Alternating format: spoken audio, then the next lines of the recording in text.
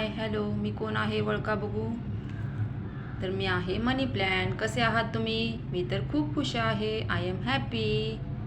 तर आजच्या व्हिडिओमध्ये आपण पौष्टिक अशा चटण्या बघणार आहेत 3 प्रकारच्या. तर या आहेत लहान कारळे, बारीक कारळे आहेत बघा. आमच्याकडे भरपूर पिकले जातात शेतात.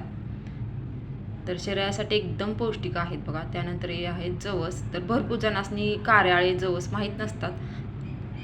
तर महादेवाच्या पिंडीवरती वाहतात बघा श्रावण महिन्यात सोमवारी जवस.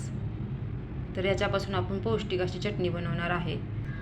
तर मी इथं पहिल्यांदा बनवलेली आहे कढीपत्त्याची चटणी. याच्यात कढीपत्ता थोडा कमी पडलेला आहे. तर कढीपत्त्याची चटणी बनवली म्हणजे हिरवा कलरमध्ये दिसते का, तर कढीपत्ता कमी पडलेला आहे. मी आज मार्केटमधून आणून स्वच्छ धुवून त्याच्यात मिक्स करणार आहे. त्यानंतर ही आहे कारळ्याची चटणी.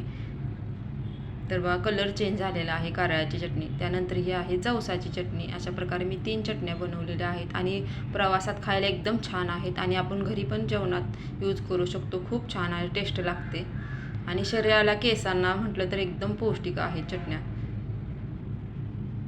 करून बघा आणि टेस्ट पण सांगा कशी लागली म्हणून व्हिडिओमध्ये. तर याची पूर्ण तुम्हाला माहिती पाहिजे असेल तर लाईव्हमध्ये जाऊन बघू शकता तुम्ही. मी लाईव्ह टाकलेल्या आहे चटण्या कशा बनवायच्या आहेत त्याच्यात तेल मिक्स करायचं आणि चपाती, भाकरी किंवा लोणचं याच्यासोबत खायचं. खूप छान टेस्ट येते. तुम्ही प्रवासात भाजी आपली खराब होऊन जाते तर अशा चटण्या पॅक करून घेऊन जाऊ शकता किंवा घरात पण महिना 2 महिने भरपूर दिवस टिकतात. तर मी इथे घेतलेली आहे चपाती आणि त्याच्यासोबत तोंडी लावायला घेतलेलं आहे लोणचं.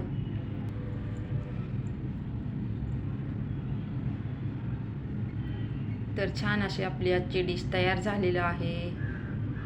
जर कोणाला पूर्ण व्हिडिओ बघायचा असेल तर लाईव्हमध्ये जाऊन बघा. तर कसा वाटला आजचा व्हिडिओ नक्की लाईक आणि कमेंट करून सांगायला विसरू नका. तर पॅक डब्यामध्ये ठेवायचं आहे आणि भरपूर दिवस या चटण्या टिकतात. तुम्ही अगदी कुठेही घेऊन जाऊ शकता. तर भेटूया नेक्स्ट व्हिडिओमध्ये. तोपर्यंत सर्वांना बाय बाय.